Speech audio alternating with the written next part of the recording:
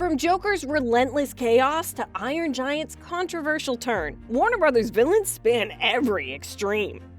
Some became fan favorites because of their depth, presence, and impact, while others are remembered for poor execution or wasted potential. Here's the list of the most loved and hated villains from Warner Brothers. Let's get this out of the way right now. If Joker isn't your #1 Warner Brothers villain, you're lying to yourself.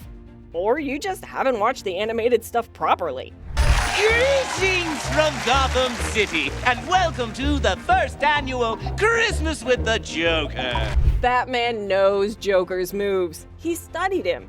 But every single encounter, Batman hesitates. Not because he's scared, because Joker just said something that cuts too close to the truth. Something about how similar they are. And Joker sees that hesitation. You can see it in his eyes. That's the real victory for him. Mark Hamill's laugh does something no other Joker has managed. In Mask of the Phantasm, there's a scene where he's laughing while running for his life. And somehow, that laugh sounds genuine. Like he's actually having the time of his life.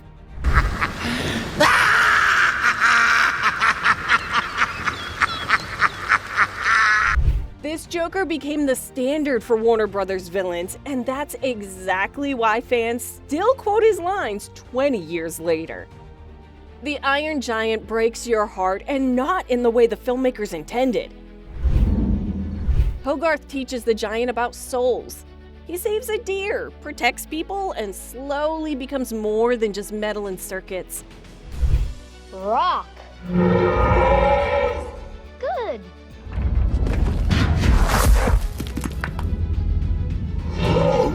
Yeah! Then the military arrives. A gun is pointed at Hogarth and the programming takes over.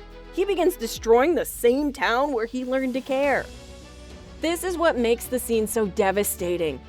The movie spent time humanizing the giant, allowing the audience to believe in his soul, only to temporarily erase that humanity to manufacture tension. And that's the difference. Joker wins because he chooses who he is. The Iron Giant loses because the story doesn't let him. That's why one becomes timeless and the other becomes controversial. After villains like Joker who break heroes psychologically, Warner Brothers tried something different. Someone quieter. Someone patient. Slade just appears and suddenly every victory the Titans had feels like it was part of his plan all along. Watching him as a kid, you remember that mix of fear and awe. We will proceed with phase 2. Wake him. But for what I have in mind, your human form is useless. He studies weaknesses and inserts himself exactly where it hurts. Robin is the first to feel it. There's an episode where he hunts Slade through the city. When he finally corners Slade, Slade just laughs. And you know it wasn't really him. It was a robot. The real Slade had been watching the whole time, learning how far he could push Robin before he broke. Even decades later, people remember sitting on the edge of the couch, hearts racing as Robin realized he was already too late. That's the Slade we loved and feared growing up. And for all the good reasons, Slade is one of the loved villains. Two-Face should terrify you. A man who believed in justice so completely that when it failed him and literally took his everything, he shattered. As a kid watching him, you sense the tragedy even before the coin flips. Instead of showing guilt or the pain of losing everything he loved, Two-Face becomes a gimmick. The moments between the heartbreak and the struggle rarely survive. For a second, you think the movie will flip back on the man he used to be, but it just moves on. Suddenly, he's just a villain now. Watching him as a kid, you remember hoping for more struggle, more humanity, but what you got instead was shallow chaos.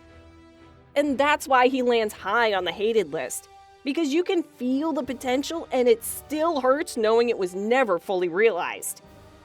Slade terrifies us because he's always in control. Two-Face should terrify us for losing it, but the story never lets us sit with that fall. And once you start noticing this pattern, you can't unsee it. Warner Brothers' best villains aren't defined by what they destroy, but by what they choose to be. Lord Business earns his place among Warner Brothers' loved villains because he does something surprisingly rare. He works on multiple levels at once. It's not personal. It's just business. Lord Business. On the surface, he's funny. Kids laugh at his obsession with following instructions. There's a scene where he stands over a perfect miniature city, smiling. Not like a villain who wants to watch the world burn, but like a man who's finally figured out how to make everything stop changing. That's when you understand him. Lord Business isn't evil, he's terrified of chaos. By the end, Emmett talks to him, showing him a different way to see the world. Lord Business listens. Fans love him because he's funny, human, and relatable. Ruber lands in the hated category because he's a villain with a strong concept that completely collapses in execution. Charming sing-along. Now let's get down to business. I've waited a long time for this day. What about my new land? He's a former Knight of the Round Table, rejected by King Arthur, driven by jealousy. Now that's a character with depth, tragedy, and personal stakes. But the movie never lets you feel it. Early on, Ruber argues with Arthur about using Excalibur to expand the kingdom. Arthur refuses. Ruber's rage flares, but that moment is never explored.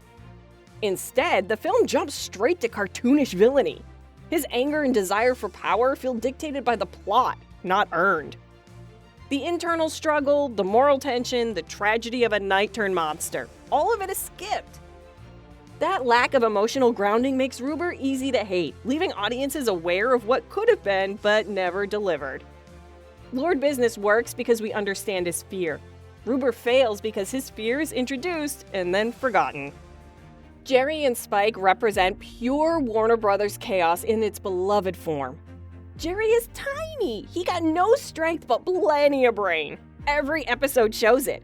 Tom corners him, there's nowhere to run, and then Jerry spots something. A nail, a banana peel, Spike napping nearby, and we all have seen what happens.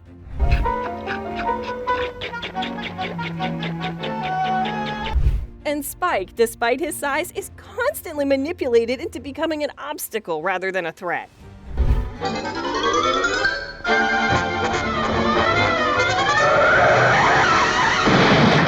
For many, they were the first introduction to cartoon antagonism, showing that the funniest moments came from what happens just before disaster. That's why Jerry and Spike remain iconic decades later. Tom is one of Warner Brothers' most successful yet consistently humiliated characters.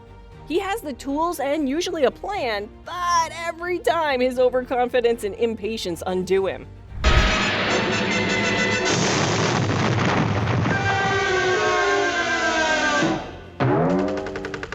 Other villains learn.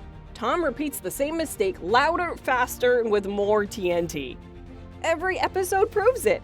He could win any time, but the moment Jerry's involved, all his advantages vanish. Tom is iconic because of his failures. He's built to lose. He's recognizable, memorable, and hilarious, but never dangerous. That's why he earns his spot as one of Warner Brothers' consistently humiliated characters. Jerry and Spike succeed because chaos always favors the clever. Tom fails because no matter how many chances he gets, he never learns. Lex Luthor earns his spot because he proves brains can be just as dangerous as superpowers. All I had to do was arrange for the Regent's men to take possession, and they did. And now, because of this alien's interference, you expect me to eat $1 billion?